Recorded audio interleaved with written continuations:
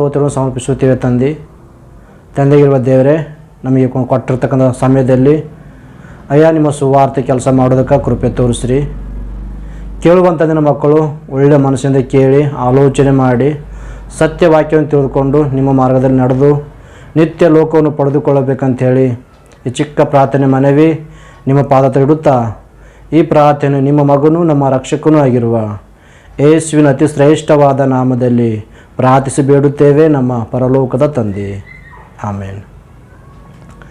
ನಿಮ್ಮೆಲ್ಲರಿಗೂ ಯೇಸು ಕ್ರಿಸ್ತನ ಅತಿ ಶ್ರೇಷ್ಠವಾದ ನಾಮದಲ್ಲಿ ನನ್ನ ಹೃದಯಪೂರ್ವಕವಾದ ವಂದನೆ ತಿಳಿಸ್ತಿದ್ದೇನೆ. ಪ್ರಿಯರೇ, ದೇವರ ಕೃಪೆಯಿಂದ ದೇವರು ಈ ದಿನ ನಮ್ಮನ್ನು ನಿಮ್ಮೆಲ್ಲರನ್ನು ದೇವರು ಸಜೀವವಾಗಿಟ್ಟುಕೊಂಡು ಮತ್ತೊಂದು ಆವರ್ತೆ ಆತನ ಸುವಾರ್ತೆ ಕೆಲಸ ಮಾಡುವಂತೆ ದೇವರೊಂದು ಒಳ್ಳೆಯ ಅವಕಾಶವನ್ನು ಕಟ್ಟಿದ್ದಕ್ಕಾಗಿ ದೇವರಿಗೆ ಮಹಿಮೆ ಉಂಟಾಗಲಿ.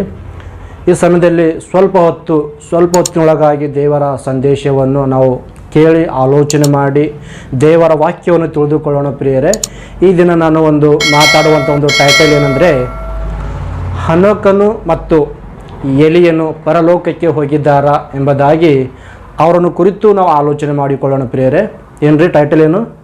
ಹನೋಕನು ಮತ್ತು ಎಲಿಯನು ಪರಲೋಕಕ್ಕೆ ಹೋಗಿದ್ದಾರಾ ಎನ್ನುವಂಥ ಒಂದು ಟೈಟಲ್ ಮಾತಾಡುವಾಗ ನೀವು ಆಲೋಚನೆ ಮಾಡಬೇಕು ಪ್ರಿಯರೇ. ಯಾಕಂದರೆ ಈ ವಿಷಯದಲ್ಲಿ ನೀವು ಎಲ್ಲರೂ ಆಲ್ರೆಡಿ ಸಂದೇಶ ಕೇಳಿರ್ತೀರಿ. ಯಾಕಂದರೆ ಹನೋಕನ ಕುರಿತಾಗಿ ಆಲೋಚನೆ ಮಾಡುವಾಗ ಮತ್ತು ಎಲಿಯನ ಕುರಿತು ಆಲೋಚನೆ ಮಾಡುವಾಗ ಅವ್ರು ನಿಜವಾಗಲೂ ಪರಲೋಕಕ್ಕೆ ಹೋಗಿದ್ದಾರಾ ಅಥವಾ ಭೂಲೋಕದಲ್ಲಿ ಇದ್ದಿದ್ದಾರಾ, ಯಾವ ಸ್ಥಳದಲ್ಲಿ ಇದ್ದಿದ್ದಾರಾ ಎಂಬುದಾಗಿ ನಾವು ಆಲೋಚನೆ ಮಾಡಿ ದೇವರ ವಾಕ್ಯವನ್ನು ತಿಳಿದುಕೊಳ್ಳೋಣ. ಯಾಕಂದರೆ ಅನೇಕ ಬೋಧನೆ ನಾನು ಕೇಳಿದ ಪ್ರಕಾರ ಹನೋಕನಾಗಿರ್ಬೋದು, ಎಲಿಯನಾಗಿರ್ಬೋದು, ಅವರು ವಾಕ್ಯವನ್ನು ಪರಿಶೋಧನೆ ಮಾಡಿ ಎಲಿಯನು ಮತ್ತು ಹನೋಕನು ಕೂಡ ಪರಲೋಕಕ್ಕೆ ಹೋಗಿದ್ದಾರೆ ಎಂಬುದಾಗಿ ಅನೇಕ ಸ್ಥಳದಲ್ಲಿ ಅನೇಕ ಸಭೆಗಳಲ್ಲಿ ನಾನು ಸಂದೇಶ ಕೇಳಿದ್ದೇನೆ. ಆದರೆ ಬೈಬಲ್ ಚೆನ್ನಾಗಿ ನಾವು ಪರಿಶೋಧನೆ ಮಾಡಿ ನೋಡುವಾಗ ನಿಜವಾಗಲೂ ಹನೋಕನಾಗಿರ್ಬೋದು ಇಲ್ಲಾಂದರೆ ಎಲಿಯನು ಆಗಿರ್ಬೋದು ಅವರು ಪರಲೋಕಕ್ಕೆ ಹೋಗಿದ್ದಾರಾ ಎಂಬುದಾಗಿ ನಾವು ಸ್ವಲ್ಪ ಹೊತ್ತು ವಾಕ್ಯವನ್ನು ಪರಿಶೋಧನೆ ಮಾಡಿ ಆಲೋಚನೆ ಮಾಡಿ ತಿಳಿದುಕೊಳ್ಳೋಣ. ಪ್ರಿಯರೇ, ನೀವು ಕೂಡ ಬೈಬಲ್ ತೆಗೆದು ನೀವು ಕೂಡ ಆಲೋಚನೆ ಮಾಡಬೇಕು. ಯಾಕಂದರೆ ಹನೋಕನು ಪರಲೋಕಕ್ಕೆ ಹೋಗಿದ್ದಾನ ಅಥವಾ ಎಲಿಯನು ಪರಲೋಕಕ್ಕೆ ಹೋಗಿದ್ದಾನ ಅಥವಾ ಯಾರಾದರೂ ಪರಲೋಕಕ್ಕೆ ಹೋಗಿದ್ದಾರಾ ಎಂಬುದಾಗಿ ನೀವು ಕೂಡ ಆಲೋಚನೆ ಮಾಡಿದ್ರೆ ದೇವರ ವಾಕ್ಯ ಏನಿದೆ ಅನ್ನುವಂಥದ್ದು ಸತ್ಯ ನೀವು ಕೂಡ ಗೊತ್ತಾಗ್ತದೆ ಪ್ರಿಯರೇ. ಅದಕ್ಕಾಗಿ ಮುಖ್ಯವಾಗಿ ಸ್ವಲ್ಪ ಹೊತ್ತು ದೇವರ ವಾಕ್ಯವನ್ನು ನಾವು ಆಲೋಚನೆ ಮಾಡಿಕೊಳ್ಳೋಣ. ಮುಖ್ಯವಾಗಿ ಹನೋಕನು ಎಲ್ಲಿ ಹೋಗಿದ್ದಾನೆ ಅಂಥೇಳಿ ಅವು ಏನು ವಾಚನದ ಆಧಾರ ಮೇರೆಗೆ ಮಾತಾಡ್ತಾರ ಅಂಥೇಳಿ ನಾನು ಕೂಡ ವಾಚನ ನೋಡಿಕೊಳ್ಳೋಣ ಪ್ರಿಯರೇ. ಎಲ್ಲರೂ ಬೈಬಲ್ ತೆಗೆದು ಒಂದು ಸಾರಿ ನೋಡಿ. ಆದಿಕಾಂಡ 5ನೇ ಅಧ್ಯಾಯ 23ನೇ ವಚನ ಏನು ಬರೆಯಲ್ಪಟ್ಟಿದೆ ಹನೋಕನ ಕುರಿತಾಗಿ. ಬೈಬಲಲ್ಲಿ ದೇವರು ಏನು ಬರೆಸಿದ್ದಾರೆ ಹನೋಕನ ಕುರಿತಾಗಿ ಎಂಬುದಾಗಿ ನಾವು ಸ್ವಲ್ಪ ಹೊತ್ತು ಆಲೋಚನೆ ಮಾಡಿಕೊಳ್ಳೋಣ. ಆದಿಕಾಂಡ 5ನೇ ಅಧ್ಯಾಯ 23ನೇ ವಚನ ಪ್ರಿಯರೇ, ಓದಿ. 23ನೇ ವಚನ ಓದಿ. ಅವನು ಬದುಕಿದ್ದ ಕಾಲವೆಲ್ಲ 365 ವರ್ಷ ಹನೋಕನು 65 ವರ್ಷ ಹನೋಕನು ದೇವರೊಂದಿಗೆ ಅನನ್ಯವಾಗಿ ನಡೆದುಕೊಳ್ಳುತ್ತಾ ಇರುವಾಗ ದೇವರು ಅವನನ್ನು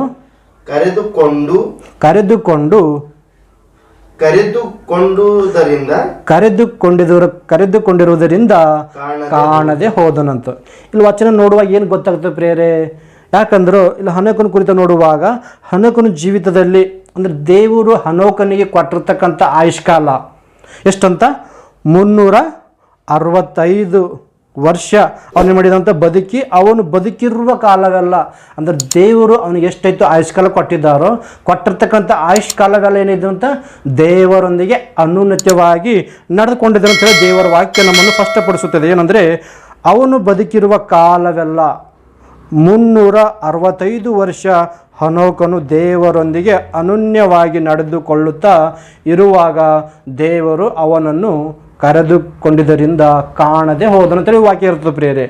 ಈ ವಚನ ಅನೇಕರು ಅಪಾರ್ಥ ಮಾಡ್ಕೊಂಡು ಏನಂದರೆ ಹನೋಕನು ಕಾಣದೆ ಹೋಗಿರೋದ್ರಿಂದ ಅಂದರೆ ಅವನನ್ನು ದೇವರು ಪರಲೋಕಕ್ಕೆ ಕರೆದುಕೊಂಡು ಹೋಗಿದ್ದಾರೆ. ಯಾಕಂದರೆ ಅವನು ಭಕ್ತನು, ದೇವರಿಗೋಸ್ಕರ ಬದುಕಿದ್ದಂಥ ವ್ಯಕ್ತಿ. ಅದಕ್ಕೋಸ್ಕರ ದೇವರು ಅವನನ್ನು ಪರಲೋಕಕ್ಕೆ ಕರೆದುಕೊಂಡು ಹೋಗಿದ್ದಾರೆ ಅಂತೇಳಿ ಅನೇಕ ಸ್ಥಳದ ಸುವಾರ್ತೆ ಕೇಳ್ತೇವೆ ಪ್ರಿಯರೇ. ಅದು ನಿಜವಾಗಲೂ ಹನೋಕನು ಪರಲೋಕಕ್ಕೆ ಹೋಗಿದ್ದಾನ ಎಂಬುದಾಗಿ ಅವನನ್ನು ಕುರಿತು ಆಲೋಚನೆ ಮಾಡಬೇಕು ಪ್ರಿಯರೇ. ಯಾಕಂದರೆ ಅವನ ಜೀವಿತ ಕಾಲವೆಲ್ಲ ಅವನು ಏನಾಗಿದ್ದನಂತೆ, ದೇವರೊಂದಿಗೆ ಅನುನ್ನತ್ಯವಾಗಿ ನಡೆದುಕೊಂಡಿದ್ದಕ್ಕೋಸ್ಕರ ತಂದೆಯ ದೇವರವನನ್ನು ಏನು ಮಾಡಿದ್ರಂತ, ದೇವರು ಅವನನ್ನು ಕರೆದುಕೊಂಡಿದ್ದರಿಂದ ಕಾಣದೆ ಹೋದನೆಂಬುದಾಗಿ ವಚನ ಬರೆಯಲ್ಪಟ್ಟಿದೆ ಪ್ರಿಯರೇ. ಇನ್ನೊಂದು ವಚನ ನೋಡ್ಕೋಬೋದು ಹನೋಕರನ್ನು ಕುರಿತು. ಇನ್ನೊಂದು ವಚನ ಇಬ್ರಿಯರಿಗೆ ಬರೆದ ಪತ್ರಿಕೆ 11ನೇ ಅಧ್ಯಾಯ 5ನೇ ವಚನ ಪ್ರಿಯರೇ. ನೀವೆಲ್ಲರೂ ಬೈಬಲ್ ತೆಗೆದು ನೀವು ಕೂಡ ನೋಡಿ ದೇವರ ವಾಕ್ಯ ತಿಳಿದುಕೊಳ್ಬೇಕಂಥೇಳಿ ನಾನು ಕೇಳ್ಕೊಳ್ತಾ ಇದ್ದೀನಿ ಪ್ರಿಯರೇ. ಯಾಕಂದರೆ ಹನೋಕನ ಕುರಿತಾಗಿ ಆಲೋಚನೆ ಮಾಡುವಾಗ ಇಬ್ರಿಯರಿಗೆ ಬರೆದ ಪತ್ರಿಕೆ 11ನೇ ಅಧ್ಯಾಯ 5ನೇ ವಚನ ಪ್ರಿಯರೇ, ಓದಿ. ಹನೋಕನು ಮರಣವನ್ನು ಅನುಭವಿಸದೆ ಒಯ್ಯಲ್ಪಟ್ಟದ್ದು ನಂಬಿಕೆಯಿಂದಲೇ. ಅಂದ್ರೆ ಹನೋಕನು ಮರಣವನ್ನು ಅನುಭವಿಸದೆ ಒಯ್ಯಲ್ಪಟ್ಟಿದ್ದು ನಂಬಿಕೆಯಿಂದಲೇ ಎಂಬುದಾಗಿ ಬರೆಯಲ್ಪಟ್ಟಿದೆ ಪ್ರಿಯ. ಸಾಕು ಪ್ರಿಯರೇ. ಅಂದರೆ ನಿಜವಾಗ್ಲೂ ಹನೋಕನು ಮರಣವನ್ನು ಅನುಭವಿಸದೆ, ಅಂದರೆ ಈ ಭೂಮಿಯೆಲ್ಲ ಪ್ರಾಣ ಬಿಡದೆ ಇದೇ ರಕ್ತ ಮಾಂಸ ಶರೀರವನ್ನು ಧರಿಸಿಕೊಂಡು ಪರಲೋಕಕ್ಕೆ ಹೋಗಿದ್ದಾನ. ನಾವು ಆಲೋಚನೆ ಮಾಡಿಕೊಳ್ಬೇಕು ಪ್ರಿಯ. ಯಾಕಂದ್ರೆ ದೇವ್ರ ವಾಕ್ಯ ಹೆಂಗೆ ಬರೆಯಲ್ಪಟ್ಟಿದೆ. ಯಾಕಂದರೆ ದೇವರು ಎರಡು ರೀತಿಯಲ್ಲಿ ಹೇಳೋದಿಲ್ಲ. ದೇವರು ಇರೋ ವಿಷಯವನ್ನು ಸತ್ಯವಾಗಿ ಕ್ಲುಪ್ತವಾಗಿ ದೇವರು ಗ್ರಂಥದಲ್ಲಿ ಬರೆಸಿದ್ದಾರೆ ಪ್ರಿಯರೇ. ಆದರೂ ಅಂತಲ್ಲಿ ದೇವರು ಪರಲೋಕಕ್ಕೆ ಹೋಗ್ಯಾನ, ಎಲಿಯ ಏನಂತಾರೆ ಹನೋಕನು ಪರಲೋಕ ಬಂದಿದ್ದಾನ ಅಂತ ಈ ರೀತಿ ದೇವ್ರು ಬರ್ಸೋದಿಲ್ಲ. ಯಾಕಂದರೆ ದೇವರು ಬರೆಸುವಂಥದ್ದು ಕ್ಲುಪ್ತವಾಗಿ ಕ್ಲಿಯರಾಗಿ ಬರೆಸ್ತಾರೆ. ಕೆಲವೊಂದು ಸಾರಿ ಅಪಾರ್ಥವನ್ನು ತಿಳ್ಕೊತಂದ್ರೆ ನಮ್ಗೆ ಅರ್ಥವೋಸೋದಕ್ಕೋಸ್ಕರ ಏನು ಮಾಡ್ತೇವೆ, ಅಪಾರ್ಥ ಮಾಡ್ಕೋತೇವೆ. ಯಾಕಂದ್ರೆ ದೇವ್ರು ಹೇಳ್ತಿದ್ದಾರೆ, ಇಲ್ಲಿ ಏನು ಹೇಳ್ತಿದ್ದಾರೆ ಅಂದರೆ ಹನೋಕನು ಮರಣವನ್ನು ಅನುಭವಿಸದೆ ಒಯ್ಯಲ್ಪಟ್ಟನಂತ. ಎಲ್ಲಿಗೆ ಒಯ್ಯಲ್ಪಟ್ಟಿದ್ದಾನೆ ಅಂತೇಳಿ ನಾವು ಆಲೋಚನೆ ಮಾಡಬೇಕು. ಅಂದರೆ ದೇವ್ರು ಹೇಳ್ತಾರೆ, ಭೂಮಿ ಇರ್ತಕ್ಕಂಥ ಸರ್ವಮಾನವರು ಯಾರ ಮಕ್ಕಳು ಅಂದರೆ ಸಾಕ್ಷಾತ್ತು ದೇವರ ಮಕ್ಕಳು ಪ್ರಿಯರೇ. ದೇವ್ರು ಹೇಳ್ತಾರೆ, ಮೊಟ್ಟ ಮೊದಲಾಗಿ ಆದಿಕಾಂಡದಲ್ಲಿ ನಾನು ಪರಿಶೋಧನೆ ಮಾಡುವಾಗ ಆದಾಮನಿಗೆ ದೇವ್ರು ಹೇಳ್ತಾರೆ ಏನಂದರೆ, ದೇವರು ಆದಾಮನ ಯಾವ ರೀತಿ ಉಂಟು ಮಾಡ್ತಾನೆ ಪ್ರಿಯರೇ ಅಂದರೆ ಭೂಮಿ ಇರ್ತಕ್ಕಂಥ ಸರ್ವಮಾನವರು ದೇವರ ಮಕ್ಕಳು, ಆದಾಮನಿಂದ ಬಂದಂಥ ಮಕ್ಕಳು ಎಲ್ಲರೂ. ಆದರೆ ಭೂಮಿ ಇಟ್ಟ ಸರ್ವಮಾನವರಿಗೆ ಮರಣ ಅಂತಕ್ಕಂಥದ್ದು ಪ್ರತಿಯೊಬ್ಬರು ಮರಣಿಸಲೇಬೇಕು. ಈ ಭೂಮಿ ಹುಟ್ಟಿರ್ತಕ್ಕಂಥ ಪ್ರತಿ ಮನುಷ್ಯ ದೇವರು ಅವನಿಗೆ ಸ್ವಲ್ಪ ಆಯುಷ್ಕಾಲ ಕೊಟ್ಟಿದ್ದಾರೆ. ಆ ಆಯುಷ್ಕಾಲ ಮುಗಿಸ್ಕೊಂಡು, ದೇವರು ಕೊಟ್ಟಿರ್ತ ಆಯುಷ್ಕಾಲವನ್ನು ಮುಗಿಸ್ಕೊಂಡು ನಾವು ಪ್ರತಿಯೊಬ್ಬರು ಮುನ್ನಲ್ಲಿ ಬೆರ್ತಿಬೇಕು ಹೋಗ್ಬೇಕು. ನಾವು ಪ್ರತಿಯೊಬ್ಬರು ಭೂಮಿಯೆಲ್ಲ ಬಂದಿರ್ತಕ್ಕಂಥ ಪ್ರತಿಯೊಬ್ಬ ವ್ಯಕ್ತಿ ಸಾಯಲೇಬೇಕೆಂಬಂಥ ನಿರ್ಣಯ ದೇವರದ ಪ್ರಿಯರೇ. ಅದು ಪ್ರತಿಯೊಬ್ಬರು ಈ ಭೂಮಿ ಮೇಲೆ ಬಂದಂಥ ಪ್ರತಿಯೊಬ್ಬ ಮನುಷ್ಯ ಸಾಯಲೇಬೇಕೆಂಬಂಥ ನಿರ್ಣಯ ದೇವರು ವಿಧಿಸಿದಾಗ, ಆಜ್ಞೆ ಕೊಟ್ಟಾಗ, ಮತ್ತು ದೇವರು ಹನೋಕನನ್ನು ಮರಣ ಅನುಭವಿಸದೆ ಯಾವ ರೀತಿ ಹೋಯ್ತಾನೆ ಪ್ರಿಯರೇ ಆಲೋಚನೆ ಮಾಡಬೇಕು. ಯಾಕಂದರೆ ಪ್ರತಿ ಮನುಷ್ಯ ಈ ಭೂಮಿ ಹುಟ್ಟಂಥ ಪ್ರತಿಯೊಬ್ಬ ಮನುಷ್ಯ ಈ ಭೂಮಿಯಲ್ಲಿ ಸಾಯಲೇಬೇಕು, ಅವನಿಗೆ ಸಮಾಧಿ ಮಾಡಲ್ಪಡಬೇಕು, ಅವನು ಮಣ್ಣಿನಲ್ಲಿ ಬೆರ್ತು ಹೋಗಲೇಬೇಕು. ಯಾವ ರೀತಿ ಒಂದಿಲ್ಲ ಒಂದು ರೀತಿ ಅವನು ಯಾವ ರೀತಿ ಸತ್ತರೂ ಕೂಡ ಅವನಿಗೆ ಈ ಮಣ್ಣಲ್ಲೇ ಬೆರ್ತು ಹೋಗಬೇಕು. ಅವನು ಆತ್ಮಹತ್ಯೆ ಮಾಡ್ಕೊಂಡು ಸತ್ತರೂ ಪರವಾಗಿಲ್ಲ, ಅಥವಾ ದೇವರೇ ಪ್ರಾಣ ತೆಗೆದ್ರೂ ಪರವಾಗಿಲ್ಲ. ಅಂತ ತೋಟದಾಗ ಈ ಭೂಮಿಯಲ್ಲಿ ಬಂದಿರತಕ್ಕಂಥ ಪ್ರತಿಯೊಬ್ಬ ಮನುಷ್ಯ ಮಾಡಬೇಕು, ಮರಣ ಅಂತಕ್ಕಂಥದ್ದು ಅನುಭವಿಸಲೇಬೇಕು. ಯಾಕಂದ್ರೆ ದೇವರು ಕೊಟ್ಟಂಥ ಆಜ್ಞೆ ಪ್ರಿಯರೇ. ಯಾಕಂದ್ರೆ ಆದಿಕಾಂಡ ನೋಡೋ ಸಾರಿ, ಯಾಕಂದರೆ ಆದಾಮನಿ ದೇವರು ಹೇಳುವಂಥ ಮಾತು ನೋಡಿ ಒಂದು ಸಾರಿ. ಆದಿಕಾಂಡ 3ನೇ ಅಧ್ಯಾಯ 19ನೇ ವಚನ ಓದಿ ಪ್ರಿಯರೇ. ಆದಿಕಾಂಡ 19ನೇ ವಚನ 3ನೇ ಅಧ್ಯಾಯ 19ನೇ ವಚನ ಪ್ರಿಯರೇ. ಏನು ಬರೆಯಲ್ಪಟ್ಟಿದೆ ನೋಡಿ ಒಂದು ಸಾರಿ. ದೇವ್ರು ಏನು ಹೇಳ್ತಾ ಇದ್ದಾರೆ ಆದಾಮನಿಗೆ, ನೀನು ತಿರುಗಿ ಮಣ್ಣಿಗೆ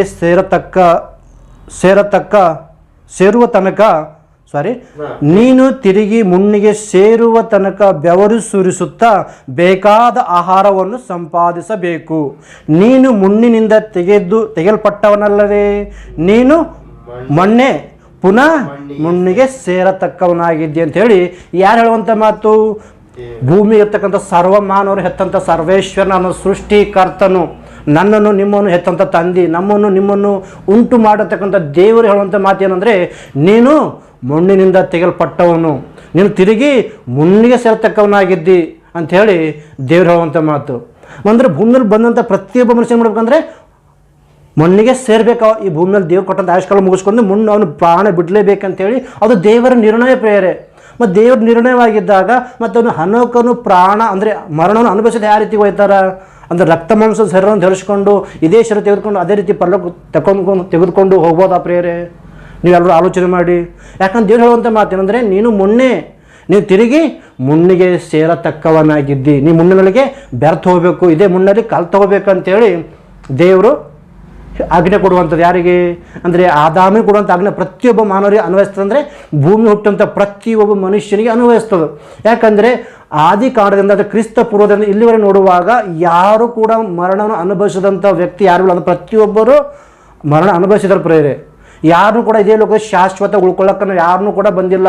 ನಾನು ಒಂದಿನ ಮರಣಿಸಬೇಕು, ನೀವು ಒಂದಿನ ಮರಣಿಸಬೇಕು, ಭೂಮಿ ಸರ್ವ ಮಾನವರು ಒಂದಿನ ಮರಣ ಅಂತಕ್ಕಂಥದ್ದು ಅನುಭವಿಸಲೇಬೇಕು. ಇದು ದೇವರ ನಿರ್ಣಯ ಪ್ರೇರೆ.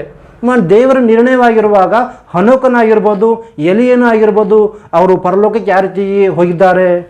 ಮತ್ತು ಯಾಕಂದ್ರೆ ವಚನ ಆ ರೀತಿ ಇರ್ತದಿಲ್ಲ ಅಂತೇಳಿ ನಾವು ಪರಿಶೋಧನೆ ಮಾಡುವಾಗ ನಾವು ಚೆನ್ನಾಗಿ ಆಲೋಚನೆ ಮಾಡಿ ತಿಳ್ಕೊಳ್ಳುವಂಥ ವಿಷಯ ಏನಂದರೆ, ಯಾವ ರೀತಿಗೆ ಅವ್ರು ಒಯ್ದಿದ್ದಾರೆ ಅಂದರೆ ದೇವ್ರು ಹೇಳುವಂಥ ಮಾತಂದ್ರೆ ಪ್ರತಿಯೊಬ್ಬರು ಮನುಷ್ಯರು ಮರಣ ಅನುಭವಿಸ್ಬೇಕಂತೇಳಿ ದೇವ್ರು ಹೇಳ್ತಿದ್ದಾರೆ ಪ್ರೇರೆ. ಇನ್ನೊಂದು ವಚನ ನೋಡ್ಕೊಬಾರಿ ಪ್ರೇರೆ, ನೋಡಿ ಒಂದ್ಸಾರಿ. ಕೀರ್ತನೆ ಗ್ರಂಥ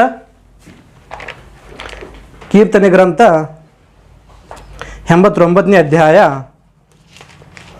48ನೇ ವಚನ ಪ್ರಿಯರೇ. ಓದಿ ಪ್ರೇರೆ ಒಂದ್ಸಾರಿ. ಕೀರ್ತನೆ ಗ್ರಂಥ 49:48ನೇ ವಚನ ಏನು ಹೇಳ್ತಿದ್ದಾರೆ ದೇವ್ರು ನೋಡಿ ಮನುಷ್ಯನನ್ನು ಕುರಿತು ಏನು ಮಾತಾಡ್ತಾ ಇದ್ದಾರ, ಏನು ಹೇಳ್ತಾ ಇದ್ದಾರೆ ನೋಡಿ. ಆತನು ತನ್ನನ್ನು ಪಾತಾಳಕ್ಕೆ ತಪ್ಪಿಸಿಕೊಂಡು ಮರಣ ಹೊಂದದೆ ಚಿರಂಜೀವಿಯಾಗಿರುವ ಮನುಷ್ಯನು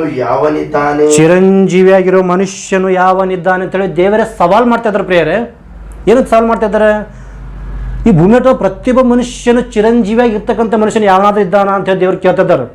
ಅಂದರೆ ಶಾಶ್ವತವಾಗಿ ಅವನು ಪ್ರಾಣ ಅನುಭವಿಸದೆ, ಮರಣ ಹೊಂದದೆ, ಪ್ರಾಣ ಭೂಮಿಯಲ್ಲಿ ಬಿಡದೆ ಶಾಶ್ವತ ಉಳ್ಕೊಳ್ಳುವಂಥ ಮನುಷ್ಯನು ಯಾವನಾದ್ರೂ ಇದ್ದಾನ ಇಲ್ಲಿ ಅಂತೇಳಿ ದೇವರು ಪ್ರಶ್ನೆ ಮಾಡ್ತಾ ಇದ್ದಾರೆ ಪ್ರಿಯರೇ. ಏನಕ್ಕೆ ಮಾಡ್ತಾ ಇದ್ದಾರೆ ಅಂದರೆ, ತನ್ನನ್ನು ಪಾತಾಳಕ್ಕೆ ತಪ್ಪಿಸಿಕೊಂಡು ಮರಣ ಹೊಂದದೆ ಚಿರಂಜೀವಿಯಾಗಿರೋ ಮನುಷ್ಯನು ಯಾವನಿದ್ದಾನೆ, ಶಾಶ್ವತ ಉಳ್ಕೊಂಡಂಥ ಮನುಷ್ಯನು ಯಾವನಾದಿದ್ದಾನ ಅಂಥೇಳಿ ಯಾರು ಕೇಳುವಂಥ ಮಾತು? ದೇವರು ಕೇಳುವಂಥ ಮಾತು ಪ್ರಿಯರೇ. ಅಂದರೆ ಇಲ್ಲಿ ಏನು ಅರ್ಥ ಆಗ್ತದೆ ನಮಗೆ? ಭೂಮಿ ಹುಟ್ಟಂಥ ಪ್ರತಿಯೊಬ್ಬ ಮನುಷ್ಯನು ಪ್ರಾಣ ಬಿಡಲೇಬೇಕು ಎಂಬಂಥ ಪ್ರಶ್ನೆ ಇಲ್ಲಿದೆ ಪ್ರಿಯರೇ. ಅಂದರೆ ಪ್ರತಿಯೊಬ್ಬರು ಸಾಯಲೇಬೇಕು. ಚಿರಂಜೀವಿಯಾಗಿರ್ತಕ್ಕಂಥ ಮನುಷ್ಯನು ಯಾರು ಕೂಡ ಇಲ್ಲ. ಭೂಮಿ ಹುಟ್ಟಂಥ ಪ್ರತಿಯೊಬ್ಬ ಮನುಷ್ಯನು ಸಾಯಲೇಬೇಕೆಂಬಂಥ ನಿರ್ಣಯ ದೇವರದು ಪ್ರಿಯರೇ. ಯಾಕಂದರೆ ತನ್ನ ಪ್ರಾಣವನ್ನು ರಕ್ಷಿಸ್ಕೊಳ್ಳೋದಕ್ಕೆ ಎಷ್ಟು ದುಡ್ಡು ಕೊಟ್ಟರೇನು, ಎಷ್ಟು ಆಸ್ತಿ ಕೊಟ್ಟರು ಕೂಡ ತನ್ನ ಪ್ರಾಣವನ್ನು ಕಾಪಾಡಿಕೊಳ್ಳೋಕೆ ಈ ಭೂಮಿ ಶಾಶ್ವತ ಇರ್ಲಕ್ಕ ಯಾವನಿಗೂ ಕೂಡ ವೇಲಿಲ್ಲ ಪ್ರಿಯರೇ. ಅಂದರೆ ಪ್ರತಿಯೊಬ್ಬನು ಭೂಮಿ ಸಾಯಲೇಬೇಕು. ಅವನು ಎಷ್ಟು ದುಡ್ಡು ಕೊಟ್ಟರೇನು, ಎಷ್ಟು ಹಣ ಖರ್ಚು ಮಾಡಿದ್ರೇನು, ಏನೆಲ್ಲ ಈ ಲೋಕದಲ್ಲಿ ಮಾಡಿದ್ರೂ ಕೂಡ ಅವನು ಪ್ರಾಣ ಉಳಿಸ್ಕೊಳ್ಳುವಂಥ ಶಕ್ತಿ ಸಾಮರ್ಥ್ಯ ಮನುಷ್ಯನಿಗಿಲ್ಲ. ಅಂದರೆ ಪ್ರತಿ ಮನುಷ್ಯನು ಸಾಯಲೇಬೇಕೆಂಬಂಥ ನಿರ್ಣಯ ಯಾರ್ದದ? ಸೃಷ್ಟಿಕರ್ತನಾಗಿದ್ದ ದೇವರ ನಿರ್ಣಯ. ಆ ನಿರ್ಣಯಕ್ಕೆ ಯಾರನ್ನೂ ಕೂಡ ತಪ್ಪಿಸ್ಕೊಳ್ಳೋಕೆ ಆಗೋದಿಲ್ಲ ಪ್ರಿಯರೇ. ಅದಕ್ಕೋಸ್ಕರ ಪ್ರತಿಯೊಬ್ಬನು ಆಲೋಚನೆ ಮಾಡಬೇಕಂದ್ರೆ, ಹನಕರನ್ನು ಕುರಿತಾಗಿರ್ಬೋದು ಅಥವಾ ಎಲಿಯನನ್ನು ಕುರಿತಾಗಿರ್ಬೋದು, ಅವರು ಮರಣವನ್ನು ಅನುಭವಿಸಿದ ಒಯ್ಯಲ್ಪಟ್ಟಿದ್ದಾನೆ. ಹನೋಕನಂದರೆ ಯಾವ ರೀತಿ ಒಯ್ಯಲ್ಪಟ್ಟಿದ್ದಾನೆ ಎಂಬುದಾಗಿ ನೋಡಿಕೊಳ್ಳುವಾಗ ಇನ್ನೊಂದು ವಚನ ನೋಡಿಕೊಳ್ಳಿ. ಕೊರಿಂಥದವರಿಗೆ ಬರೆದ ಪತ್ರಿಕೆ, ಕೊರಿಂಥದವರಿಗೆ ಬರೆದ ಮೊದಲನೇ ಪತ್ರಿಕೆ, ಕೊರಿಂಥದವರಿಗೆ ಬರೆದ ಮೊದಲನೇ ಪತ್ರಿಕೆ 15ನೇ ಅಧ್ಯಾಯ 50ನೇ ವಚನ. ಇಲ್ಲಿ ಏನು ಬರೆಯಲ್ಪಟ್ಟಿದೆ ನೋಡಿ ಒಂದ್ಸಾರಿ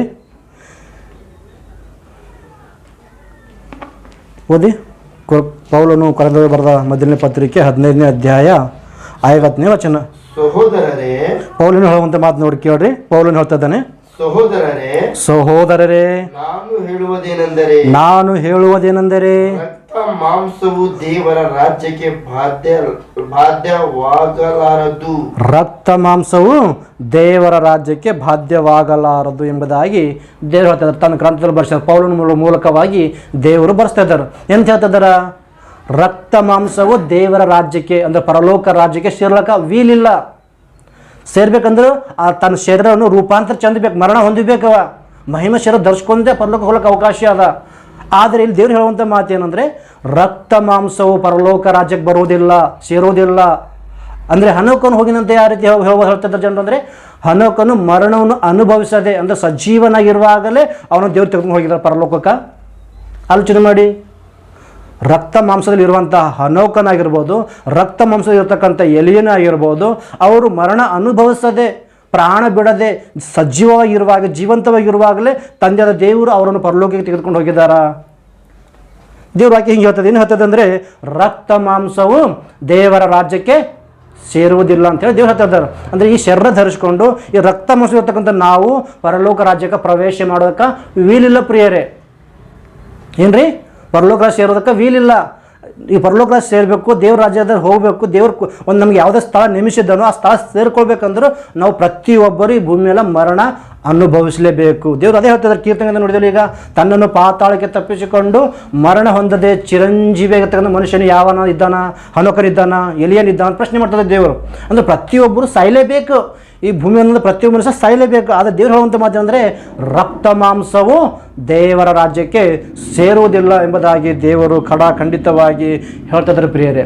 ಅದಕ್ಕೋಸ್ಕರ ನಾವು ಚೆನ್ನಾಗಿ ಆಲೋಚನೆ ಮಾಡಿದಾಗ ದೇವರು ನಮಗೇನು ಬರೆಸಿದ್ದಾರೆ, ಹನೋಕನು ಯಾವ ರೀತಿಗೆ ಹೋಗಿದ್ದಾನೆ, ಮರಣವನ್ನು ಅನುಭವಿಸದೆ ಒಯ್ಯಲ್ಪಟ್ಟಿದ್ದಾನೆ ಅಂದರೆ ಅರ್ಥ ಏನು, ಮರಣ ಅಂದರೆ ಏನು ಎಂಬುದನ್ನು ನಾವು ದೇವರ ವಾಕ್ಯವನ್ನು ಆಲೋಚನೆ ಮಾಡುವಾಗ ಗೊತ್ತಾಗ್ತದೆ ಪ್ರಿಯರೇ. ದೇವರು ಏನು ಬರೆಸಿದ್ದಾರೆ ಅಲ್ಲಿ ಬಿಳಿಯ ಪತ್ರಿಕೆ ಅಂದರೆ ಹನೋಕನು ಮರಣವನ್ನು ಅನುಭವಿಸದೆ ಒಯ್ಯಲ್ಪಟ್ಟಿದ್ದಾನಂತ. ಮರಣ ಅಂದರೆ ಏನು ಎಂಬುದನ್ನು ಆಲೋಚನೆ ಮಾಡಿಕೊಳ್ಳೋಣ ಪ್ರಿಯರೇ. ಅದೇ ಪೌಲನು ಕೊರಿಂಥದವರಿಗೆ ಬರೆದ ಮೊದಲನೇ ಪತ್ರಿಕೆ 15ನೇ ಅಧ್ಯಾಯ 56ನೇ ವಚನ ನೋಡ್ಕೊಳ್ಳಿ ಒಂದು ಸಾರಿ. ಅಂದರೆ ಹನೋಕನು ಮರಣವನ್ನು ಅನುಭವಿಸದೆ ಅಂತ ಹೇಳ್ತಿದ್ದಾರೆ ಅಲ್ಲಿ.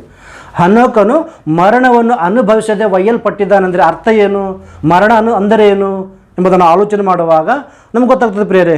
ಪೌಲನು ಕೊರಿಂಥದವರಿಗೆ ಬರೆದ ಪತ್ರಿಕೆ 15ನೇ ಅಧ್ಯಾಯ 56ನೇ ವಚನ ಪ್ರಿಯರೇ, ನೋಡಿ ಒಂದು ಸಾರಿ.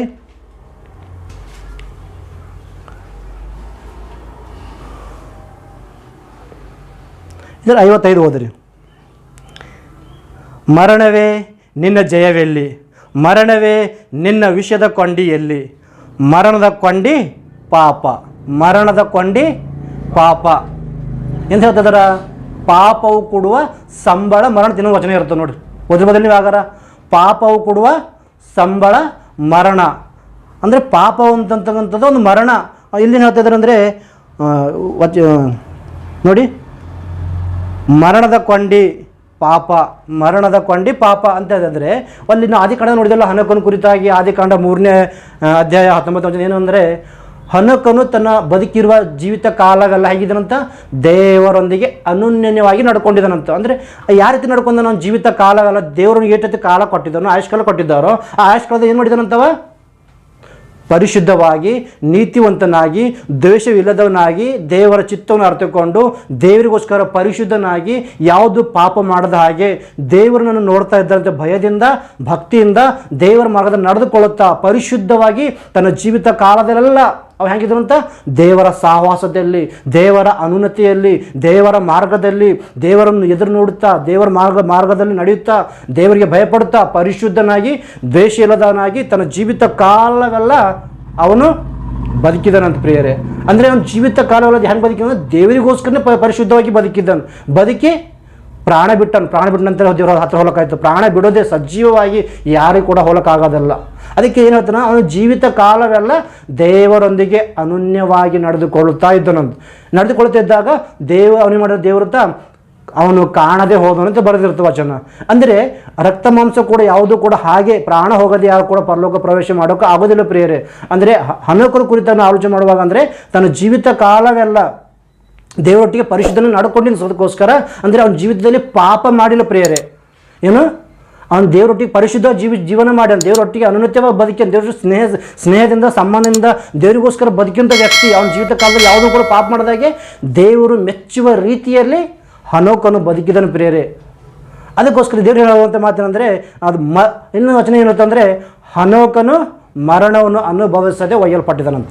ಮರಣ ಅಂದರೆ ಏನು, ಪಾಪ ಮಾಡದೆ ಬದುಕಿದಂತ ಅರ್ಥ ಪ್ರಿಯರೇ. ಏನು, ಹನೋಕನು ತನ್ನ ಜೀವಿತ ಕಾಲವೆಲ್ಲ ಪಾಪ ಮಾಡದೆ ದೇವರೊಟ್ಟಿಗೆ ಇದ್ದಾಗ ದೇವರು ಅವನನ್ನು ಮರಣಿಸಿದ ನಂತರ ತೆಗೆದುಕೊಂಡು ಹೋಗಿರ್ಬೇಕು. ಯಾಕಂದ್ರೆ ಲಾಜರ್ ಕುರಿತು ನೋಡ್ತೀವಲ್ಲ, ಲಾಜರ್ ಸತ್ತೋದಾಗ ಹೆಂಗಿದ್ದಾರೆ, ಪರಲೋಕದಿಂದ ಯಾರು ಬಂದಿದ್ದಾರೆ? ದೇವದೂತ ಬಂದು ತೆಗೆದುಕೊಂಡು ಹೋಗಿದ್ದಾರಿಲ್ಲ. ಯಾರಿಗೆ? ನೀತಿವಂತನಾಗಿರ್ತಕ್ಕಂಥ ಲಾಜರಿಗ ಅವನು ಮರಣ ಹೊಂದಿದಾಗ ಪರಲೋಕದಿಂದ ಯಾರು ಬಂದಿದ್ದಾರೆ? ದೇವದೂತ ಬಂದಿದ್ದಾನೆ. ಹಾಗೆ ಹನೋಕನು ಕೂಡ ತನ್ನ ಜೀವಿತ ಕಾಲವೆಲ್ಲ ದೇವರೊಟ್ಟಿಗೆ ಪರಿಶುದ್ಧವಾಗಿ ಬದುಕಿರುವಾಗ, ಅವನು ದೇವರೊಟ್ಟಿಗೆ ಅನುನಿತ್ಯವಾಗಿ ಬದುಕಿದ್ದಾಗ ಮರಣ ಅಂತಕ್ಕಂಥ ವಚನ ನೋಡಿದಲ್ಲಿ ಇವಾಗ ಇನ್ನೊಂದು ಸರ್ ನೋಡಿರೋದು ಕೊರಂಥದವರಿಗೆ ಬರೋ ಪತ್ರಿಕೆಯಲ್ಲಿ, ಮರಣದ ಕೊಂಡಿ ಪಾಪವೇ ಅಂತ. ಪಾಪವು ಕೊಡುವ ಸಂಬಳ ಮರಣ ತಿನ್ನೋದು ವಚನ ಕೂಡ ಇರ್ತದೆ. ಪಾಪವು ಕೊಡುವ ಸಂಬಳ ಮರಣ ಅಂದರೆ ಅವನು ಪಾಪ ಮಾಡಿದ ಹಾಗೆ ಆ ಪಾಪನಂತ ಮರಣ ಅನುಭವಿಸದೆ. ಪಾಪವು ಕೊಡುವ ಸಂಬಳ ಮರಣ ಅಂದರೆ ಪಾಪ ಮಾಡಿದ್ರೆ ಮರಣ ಅದ. ಆದರೆ ಹನೋಕನೇನು ಮಾಡಿದಾನ? ಆ ಮರಣ ಅನುಭವಿಸಿಲ್ಲ. ಯಾವ ಮರಣ? ಪಾಪ ಅಂತಕ್ಕಂಥ ಮರಣ. ಪಾಪ ಕೊಡುವ ಸಂಬಳ ಮರಣ ಅಂದರೆ ಪಾಪ ಮಾಡಿ ಆ ಮರಣ ಅನುಭವಿಸಿಲ್ಲವ. ಯಾರು? ಹನೋಕನು ಪ್ರಿಯರೇ. ಪಾಪ ಮಾಡಿ ಪಾಪದಲ್ಲಿ ಜೀವಿಸಿ ಆ ಪಾಪ ಅಂತಕ್ಕಂಥ ಮರಣ ಅನುಭವಿಸದ ಹಾಗೆ ಪರಿಶುದ್ಧನಾಗಿ ದೇವರೊಟ್ಟಿಗೆ ಇದ್ದಾನೆ ಪ್ರಿಯರೇ. ಅದು ಅರ್ಥ ಪ್ರಿಯರೇ. ಅಂದರೆ ಪಾಪದ ಕೊಂಡಿ, ಮರಣದ ಕೊಂಡಿ ಪಾಪ ಅಂತ. ಅಂದರೆ ಅವನು ಜೀವಿತ ಕಾಲವೆಲ್ಲ ದೇವರಿಗೋಸ್ಕರ ಬದುಕಿಗೋಸ್ಕರ ದೇವರನ್ನು ತೆಗೆದುಕೊಂಡು ಹೋಗಿದ್ದಾನೆ ಪ್ರಿಯರೇ. ಆದರೆ ಪರಲೋಕಕ್ಕೆ ಯಾರನ್ನೂ ಹೋಗಿಲ್ಲ ಅಂತ. ಯಾಕೆ? ಯಾರು ಹೋಗಿರುತ್ತೆ ಯಾವ ರೀತಿ ಹೇಳ್ಬೋದು ಅಂದರೆ ದೇವ್ರ ವಚನ ಆಧಾರ ಇದೆ ಪ್ರಿಯರೇ. ಹನೋಕನು ಕೂಡ ಅಷ್ಟೇ. ಒಂದು ಸಾರಿ ಎಲಿಯನು ಕೂಡ ಅಷ್ಟೇ ಪ್ರಿಯರೇ. ನೋಡಿ ಒಂದು ಸಾರಿ ಹನೋಕನ ಕುರಿತಾಗಿ, ಹನೋಕನಾಗಿರ್ಬೋದು, ಇಲ್ಲಾಂದರೆ ಎಲಿಯನ ಕುರಿತಾಗಿ ನೋಡ್ಕೋಬರಿ. ಎರಡನೇ ಅರಸುಗಳು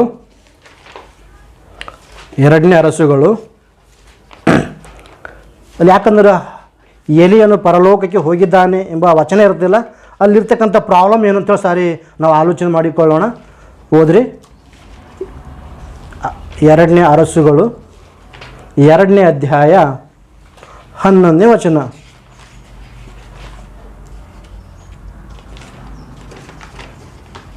ಹೋದ್ರಿ. ಅವರು ಮಾತಾಡುತ್ತಾ ಮುಂದೆ ಹೋಗುತ್ತಿರುವಾಗ ಪಕ್ಕನೆ ಅಗ್ನಿವಾದ ರಥಗಳ ನಡುವೆ ಬಂದು ಅವರನ್ನು ವಿಂಗಡಿಸಿದರು. ಎಲಿಯನು ಸುಳಿಗಾಳಿ ಮುಖಾಂತರವಾಗಿ ಪರಲೋಕಕ್ಕೆ ಹೋದನು. ಏನಂತ ಅಲ್ಲಿ ಹನೋಕನು ಇದು ಎಲಿಯನು ಯಾವ ರೀತಿ ಹೋಗಿದಾನಂತ ಇನ್ನೊಂದು ಸಾರಿ ಓದ್ರಿ. ಇನ್ನು ಎಷ್ಟು? 2ನೇ ಅಧ್ಯಾಯ. ಅವರು ಮಾತಾಡುತ್ತಾ ಮುಂದೆ ಹೋಗುತ್ತಿರುವಾಗ ಪಕ್ಕನೆ ಅಗ್ನಿಮಯವಾದ ರಥಸ್ವಗಳು ನಡುವೆ ಬಂದು ಅವರನ್ನು ವಿಂಗಡಿಸಿದವು. ಎಲಿಯನು ಸುಳಿಗಾಳಿಯ ಮುಖಾಂತರವಾಗಿ ಪರಲೋಕಕ್ಕೆ ಹೋದನು. ಈ ವಚನ ಆಧಾರ ಮಾಡಿಕೊಂಡು ಎಲಿಯನಲ್ಲಿ ಹೋಗಿದ್ದಾನೆ ಅಂತ ಹೇಳ್ತಾರೆ. ಎಲಿಯನು ಪರಲೋಕಕ್ಕೆ ಸೇರಿಕೊಂಡಿದ್ದಾನೆ. ಯಾಕಂದರೆ ವಚನ ಆಧಾರ ಇದೆ, ಬರೆಯಲ್ಪಟ್ಟಿದೆ. ಏನಂತ ಬರೆಯಲ್ಪಟ್ಟಿದೆ ಅಂದರೆ ಎಲಿಯನು ಪರಲೋಕಕ್ಕೆ ಸೇರಿಕೊಂಡಿದ್ದಾನೆ. ಯಾಕಂದರೆ ಎಷ್ಟು ಕೂಡ ಡೌಟೇ ಇಲ್ಲ. ಯಾಕೆ ಅಂದರೆ ವಚನ ಇದೆ ಹಾಗೆ. ಯಾಕಂದರೆ ಎಲಿಯನು ಸುಳಿಗಾಳಿಯ ಮುಖಾಂತರವಾಗಿ ಪರಲೋಕಕ್ಕೆ ಹೋದನು ಎಂಬಂಥ ವಚನ ಇರುವುದರಿಂದ ಅನೇಕ ಜನ ಏನು ತಿಳ್ಕೊಂಡಿದ್ದಾರೆ, ಎಲಿಯನು ಕೂಡ ಪರಲೋಕ ಸೇರಿಕೊಂಡಿದ್ದಾನೆ. ಯಾಕಂದರೆ ವಚನ ಆಧಾರ ಇದೆ ನಮಗೆ. ಎಲಿಯನು ಸುಳಿಗಾಳಿಯ ಮುಖಾಂತರ ಪ್ರಾಣವನ್ನು ಬಿಡದೆ, ಮರಣ ಅನುಭವಿಸದೆ, ಈ ಲೋಕದಲ್ಲಿ ಸಾಯದೆ ಸಜೀವವಾಗಿರುವಾಗಲೇ ಸುಳಿಗಾಳಿಯ ಮುಖಾಂತರ, ಸುಂಟ್ರ ಗಾಳಿಯ ಮುಖಾಂತರವಾಗಿ ಪರಲೋಕಕ್ಕೆ ಒಯ್ಯಲ್ಪಟ್ಟಿದ್ದಾನೆ.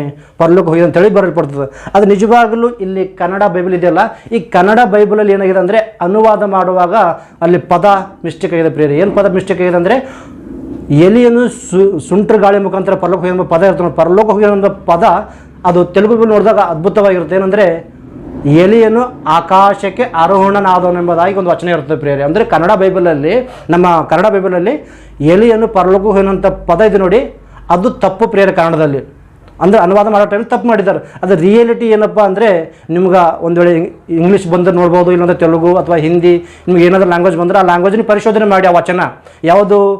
2ನೇ ಅರಸುಗಳು 2ನೇ ಅಧ್ಯಾಯ 11ನೇ ವಚನ ನೀವು ಬೇಕಾದ್ರೆ ಬೇರೆ ಗ್ರಂಥದಲ್ಲಿ ಅಂದರೆ ಹಿಂದಿ ಆಗಿರ್ಬೋದು, ತೆಲುಗು ಆಗಿರ್ಬೋದು, ಇಂಗ್ಲೀಷ್ ಬೈಬಲಲ್ಲಿ ಆಗಿರ್ಬೋದು ನೋಡಿ, ಅಲ್ಲಿ ಪರಲೋಕ ಹೋಗಿರೋದಿಲ್ಲ.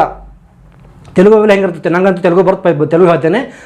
ಎಲಿಯನು ಆಕಾಶಕ್ಕೆ ಆರೋಹಣನಾದನೆಂಬುದಾಗಿ ಪದ ಬಳಕೆ ಮಾಡಿದ್ದಾರೆ ಅಲ್ಲಿ. ಅಂದರೆ ಎಲಿಯನು ಕೂಡ ಪರಲೋಕಕ್ಕೆ ಹೋಗಿಲ್ಲ. ಅಂದರೆ ಪ್ರತಿಯೊಬ್ಬರಲ್ಲಿ ಹೋಗಿದ್ದಾರೆ. ಸತ್ತ ನಂತರ ಪ್ರತಿಯೊಬ್ಬರು ಭೂಮಿ ಇರ್ತಕ್ಕಂಥ ನೀತಿವಂತರಾಗಿರ್ಬೋದು, ಅನೀತಿವಂತರಾಗಿರ್ಬೋದು, ಎಲ್ಲರೂ ಇಲ್ಲಿ ಸೇರಿಕೊಳ್ತಿದ್ದಾರೆ. ಅಂದರೆ ಇನ್ನೂ ತನಕ ಯಾರು ಕೂಡ ಪರಲೋಕ ಹೋಗಿದ್ದಾರೆ ಅಂದರೆ ಯಾರು ಕೂಡ ಪರಲೋಕಕ್ಕೆ ಹೋಗಿಲ್ಲ ಅಂತ ಪ್ರಿಯರೇ. ಯಾಕಂದರೆ ಯಾರು ಕೂಡ ಹೋಗಿಲ್ಲ ಅಂತೇಳಿ ನನ್ನ ಮಾತು ಅಥವಾ ನಿಮ್ಮ ಮಾತು ಅಂದರೆ ನನ್ನ ಮಾತಲ್ಲ ಪ್ರಿಯರೇ, ನಾನು ಹೇಳೋದು ತಪ್ಪಾಗ್ತದೆ, ನಾನು ಹೋಗಿಲ್ಲ ಅಂತ ಹೇಳೋದು ತಪ್ಪಾಗ್ತದೆ. ಯಾರಿಗೆ ಕೇಳಬೇಕು ಅಂದರೆ ನಮಗೋಸ್ಕರ ಪ್ರಾಣ ತ್ಯಾಗ ಮಾಡಿರ್ತಕ್ಕಂಥ ಶಕ ಪುರುಷನಾಗಿರ್ತಕ್ಕಂಥ ಯೇಸು ಕ್ರಿಸ್ತನಿಗೆ ಕೇಳಬೇಕು. ಯಾಕಂದರೆ ಆತನ ನಂಬಿಕೊಂಡು ನಾವು ಕ್ರೈಸ್ತರಾಗಿದ್ದೆವು, ಆತನ ಮೂಲಕ ನಾವು ರಕ್ಷಣೆ ಹೊಂದಿದ್ದೆವು, ಆತನ ಮೂಲಕ ನಾವು ಪಾಪಕ್ಕೆ ಕ್ಷಮಾಪಣೆ ಅದ. ಆತ ನಮಗೋಸ್ಕರ ಪರಲೋಕವನ್ನು ಬಿಟ್ಟು ಈ ಲೋಕಕ್ಕೆ ಬಂದು ಆತ ನಮಗಾಗಿ ಪ್ರಾಣ ಕೊಟ್ಟಿದ್ದ ಅಂದರೆ ಯೇಸು ಪ್ರಭು ನಮಗೆ ಯಾವತ್ತೂ ಕೂಡ ಸುಳ್ಳು ಹೇಳೋದಿಲ್ಲ, ಯಾವತ್ತೂ ಕೂಡ ನಮಗೆ ಮೋಸ ಮಾಡೋದಿಲ್ಲ. ಯಾರು? ಯೇಸು ಕ್ರಿಸ್ತರು. ಆ ಯೇಸು ಕ್ರಿಸ್ತರು ಏನು ಹೇಳ್ತಿದ್ದಾರೆ ಒಂದು ಸಾರಿ ನೋಡಿ. ಯೋಹಾನ ಬರೋ ಸುವಾರ್ತೆ 3ನೇ ಅಧ್ಯಾಯ 13ನೇ ವಚನ ಏನು ಬರೆಯಲ್ಪಟ್ಟಿದೆ ನೋಡಿ ಒಂದು ಸಾರಿಯಲ್ಲಿ. ಯೇಸು ಪ್ರಭು ಏನು ಹೇಳ್ತಿದ್ದಾರೆ? ಯೋಹಾನ ಬರೋ ಸುವಾರ್ತೆ 3ನೇ ಅಧ್ಯಾಯ 13ನೇ ವಚನ ಏನು ಬರೆಯಲ್ಪಟ್ಟಿದೆ ನೋಡಿ ಒಂದು ಸಾರಿ. ಪರಲೋಕದಿಂದ ಇಳಿದು ಬಂದವನೇ, ಅಂದರೆ ಮನುಷ್ಯ ಕುಮಾರನ ಹೊರತು ಮತ್ಯಾರು ಪರಲೋಕಕ್ಕೆ ಏರಿ ಹೋದವನಲ್ಲ. ಯಾರು ಹೇಳುವಂಥ ಮಾತಿದು? ಯೇಸು ಪ್ರಭು ಹೇಳುವಂಥ ಮಾತು. ಯೇಸು ಪ್ರಭು ನಮ್ಗೆ ಯಾವ ಏನಾದರೂ ಮೋಸ ಮಾಡ್ತಾರೇನ್ರಿ? ಯೇಸು ಪ್ರಭು ಏನಾದರೂ ಸುಳ್ಳು ಹೇಳ್ತಾರೇನು? ಆ ಯೇಸು ಪ್ರಭುನೇ ನಂಬಿಕೊಂಡು ನಾವು ಕ್ರೈಸ್ತರಾಗಿದ್ದೆ, ಹೌದಲ್ಲ? ಯೇಸು ಪ್ರಭು ಮೂಲಕ ನಮಗೆ ರಕ್ಷಣೆ ಇದೆ, ಯೇಸು ಪ್ರಭು ಮೂಲಕ ನಿಮಗೆ ಪಾಪ ಕ್ಷಮಾಪಣೆ ಇದೆ. ಆ ನಿತ್ಯ ಲೋಕ ಸೇರ್ಬೇಕಂದ್ರೆ ಮಾರ್ಗ ಯಾರವ? ಯೇಸು ಕ್ರಿಸ್ತರ. ಯೇಸು ಕ್ರಿಸ್ತ ಪರಲೋಕದಿಂದ ಭೂಲೋಕ ಬರುವಂಥ ಅವಶ್ಯಕತೆ ಏನದ? ನಾವೆಲ್ಲರೂ ದಾರಿ ತಪ್ಪಿ ನಿತ್ಯ ನರಕ ಹೋಗ್ತೇವೆ, ನರಕಕ್ಕೆ ಹೋಗ್ಬಾರ್ದು ಅಂತೇಳಿ ಯೇಸು ಪ್ರಭು ಪರಲೋಕದಿಂದ ಭೂಲೋಕ ನಮಗೆ ರಕ್ಷಿಸೋಕ್ಕೋಸ್ಕರ ರಕ್ಷಕನಾಗಿ ಬಂದಂಥ ಯೇಸು ಪ್ರಭು. ಆ ರಕ್ಷಕನ ಹೇಳುವಂಥ ಮಾತೇನೆಂದರೆ ಪರಲೋಕದಿಂದ ಇಳಿದು ಬಂದವನೇ, ಅಂದರೆ ಮನುಷ್ಯ ಕುಮಾರನ ಹೊರತು ಮತ್ಯಾರು ಪರಲೋಕಕ್ಕೆ ಏರಿ ಹೋದವನಲ್ಲ ಅಂಥೇಳಿ ಯೇಸು ಪ್ರಭು ಹೇಳ್ತಿದ್ದಾರೆ. ಮತ್ತು ನನ್ನ ಮಾತು ನಂಬುತ್ತೀರಿ ಮತ್ತು ಯೇಸು ಕ್ರಿಸ್ತನ ಮಾತು ನಂಬುತ್ತೀರಿ? ಹೇಳಿ ಪ್ರಿಯರೇ, ನಾವೆಲ್ಲರೂ ಕೂಡ ಯಾರು ಮಾತು ನಂಬಬೇಕು? ಯೇಸು ಪ್ರಭು ಏನು ಹೇಳ್ತಿದ್ದಾರೆ ಆ ಮಾತು ನಂಬಬೇಕು. ಮತ್ತು ಹಿಂದ್ಗಡೆ ಹನೋಕನು ಆಗಿರ್ಬೋದು ಅಥವಾ ಎಲಿಯನ ಆಗಿರ್ಬೋದು, ಏನಂದರೆ ಅವು ಏನು ಪ್ರಾಬ್ಲಮ್ ಅಂತೇಳಿ ಇಲ್ಲಿವರೆಗೆ ತಿಳಿಸ್ಕೊಟ್ಟಿದ್ದಾನಲ್ಲ.